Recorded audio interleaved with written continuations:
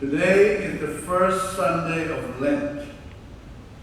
In the first creation story in the book of Genesis, which is the first book of the Bible, God made the world in 6 days and he rested on the seventh. At the end of each day, he would say, "It was good." After he had made man and woman together on the sixth day, he said, "It was very good." If God made everything good, where did evil, sin, and chaos come from? The second creation story tells us of mankind's base desires and how his disobedience separated us from God. You know that as the Adam and Eve story. Surrounded by thousands of fruit trees that could provide for all their needs, instead of being grateful, Adam and Eve became obsessed with what they could not have, which was forbidden, the tree in the middle of the garden. Like a loving parent, God warned them, and warns us to avoid certain behaviors that are harmful, and that there are consequences when we ignore these warnings. Disobedience is normally preceded by self-deception, like Adam and Eve, who did not trust God, their Creator, who knew what was best for them. We too deceive ourselves into believing that our parents, teachers, and others in authority do not understand us and do not know what is best for us, and therefore we can disobey. God and our parents love us, while the devil, who is the master of deception, wishes to make our lives miserable. He told Eve, "Did God really tell you not to eat from any of the trees in the garden?" It's like the kid who visits you, your children, and says, "Did your parents really tell you not to play ball in the busy street?" The devil tells us half-truths. He told Eve she would not die if she ate the fruit, and that she would become like God. The half-truth was she would not die immediately, but nevertheless eventually die.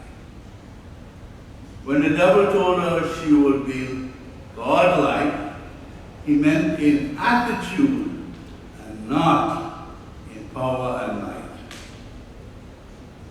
Adam and her acted godlike in the sense they believed that they knew what was best for themselves and they did not need any help, not even God's help.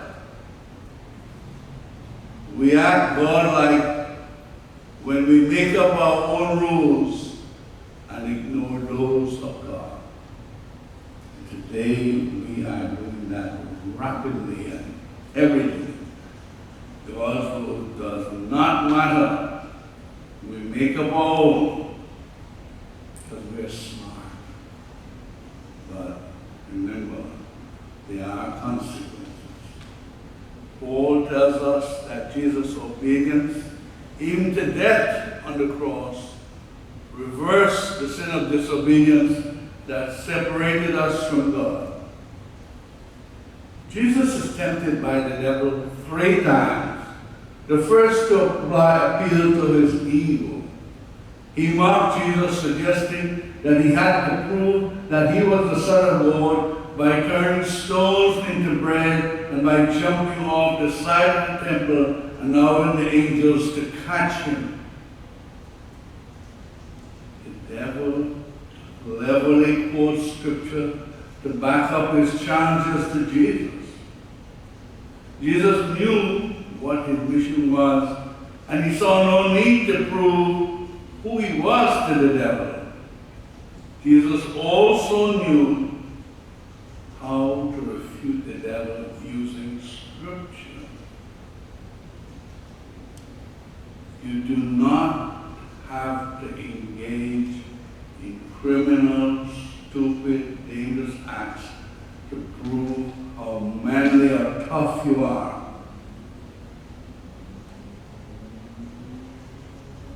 Many young people are forced by their prayers to somehow do stupid, silly, and sometimes unlawful things to prove their worth to the man.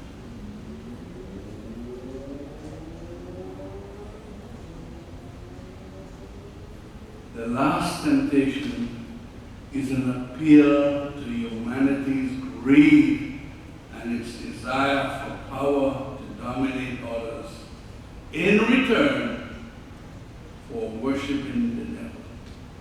Jesus rejected the devil's offer because it would require him to be disobedient to the gospel of love. What are our weaknesses? We never fail because of our weaknesses. But we never fail because of our strength, but because of our weaknesses. David, King David, very good man, mighty warrior, good leader, faithful to God, but he had a wandering eye.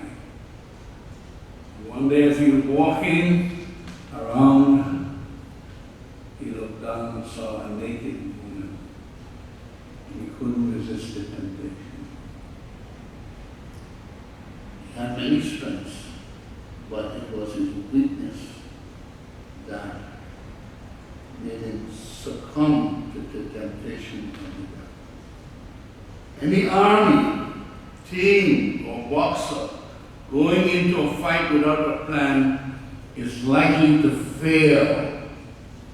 Without a plan to strengthen your spiritual life with the help of God, you will be overpowered by the temptation of the devil. Have you made up